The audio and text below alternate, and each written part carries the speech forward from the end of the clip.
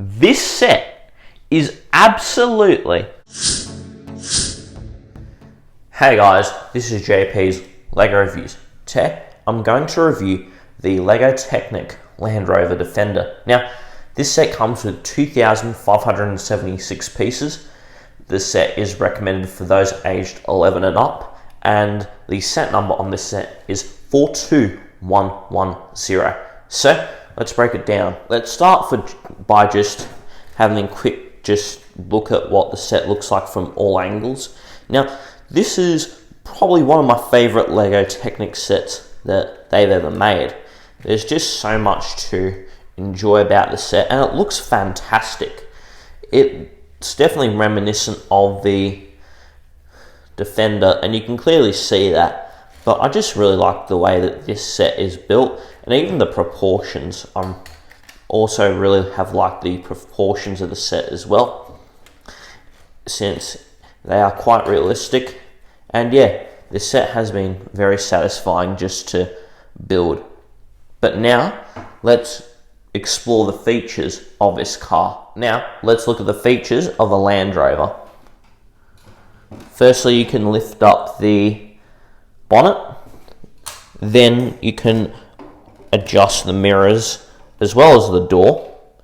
Now, in the door, you can actually twist the steering wheel, but that's actually way easier to do for the knob, where you can see the axles turning.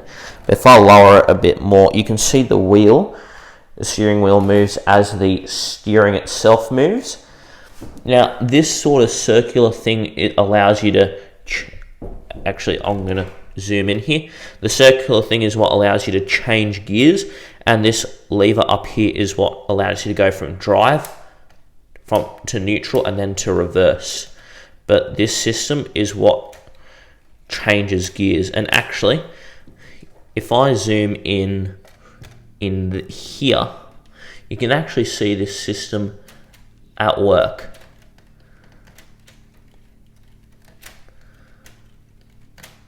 Yep, it's quite difficult to see, but it does work. Then you have a ladder over here, and what the ladder does is it simply just allows access for the people who own the car to go on the roof, where on the roof you can access boards that you can use to just go off-roading. Like, I'm not really entirely sure of the purpose of them. That's just what I'm thinking that they're for.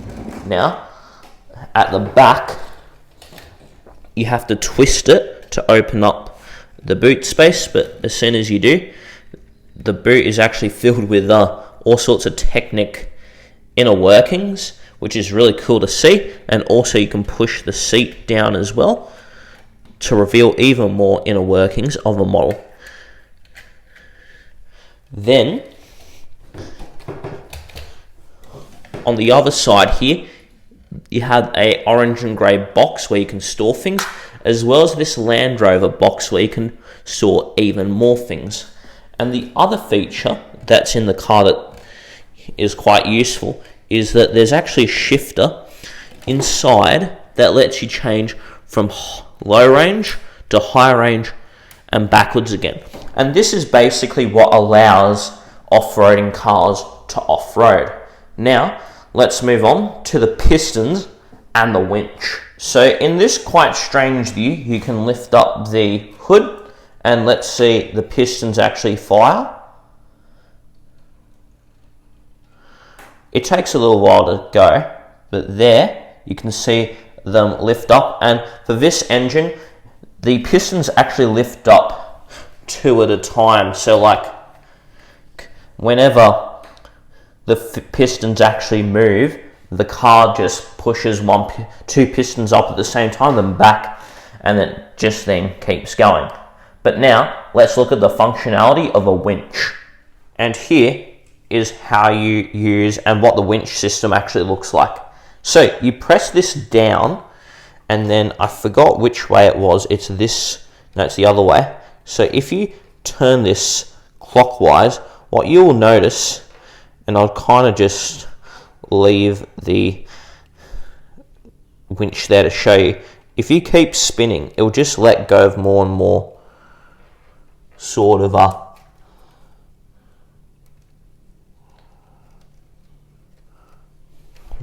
string until you have quite a lot of it. Now, what you then do to the string is when you are trying to tow something, you grab onto, say, a car that has something that can be used to grab it, sort of like with this Aston, for example. I just need to figure out how to really connect it properly. Not really sure. Yep, just sort of, I think just leave it there. That should do okay. Then you need to wind back the extra sort of string. Oh, yeah, that fell. But basically what you do is you find a point in a car where you can sort of tow it, like sort of there, for example, where it's kind of really connected, and then you slowly pull the car out of trouble until the car's out of trouble, and that's basically how you use the winch. And it's a really well-built winch, actually, and it's one of my favorite winches I've ever seen in Lego, since it's just made so well. But now let's look at the instruction booklet before we move on to my final thoughts on the Land Rover set. So here's the instruction booklet for the Land Rover Defender. Now, as soon as you open it up, well, when I actually can twist it, there's not really much to show. You have 4 bags where you build the set, obviously, but then you just kind of go all the way to the end. There's nothing really too much or too interesting until you finish.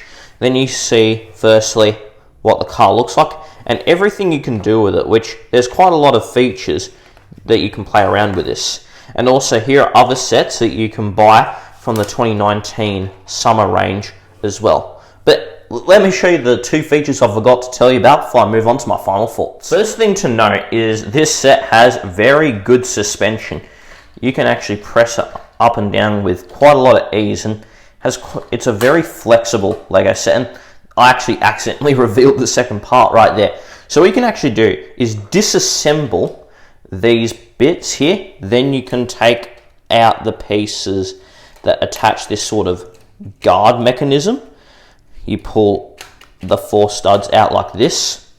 Then you eliminate these 2 sorts of holders for the 2 things we saw on the back. And finally, you can actually take out the steering wheel, or the thing that helps you to steer the set, out too, so you can have a completely flat roof look with a Land Rover. But now, let's actually move on to my final thoughts. Now, what are my final thoughts on the Lego Land Rover Defender set? Now, firstly, this set is absolutely fantastic.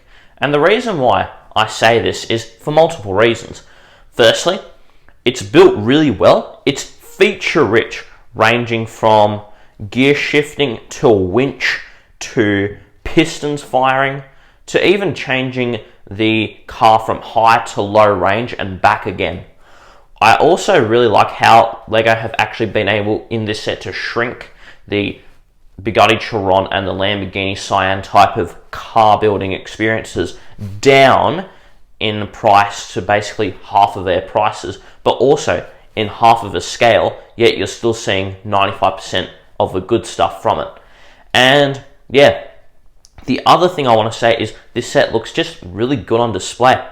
And to me, there's nothing wrong with this set at all. It's flawless. And because of that, I need to give this set 5 out of 5 stars.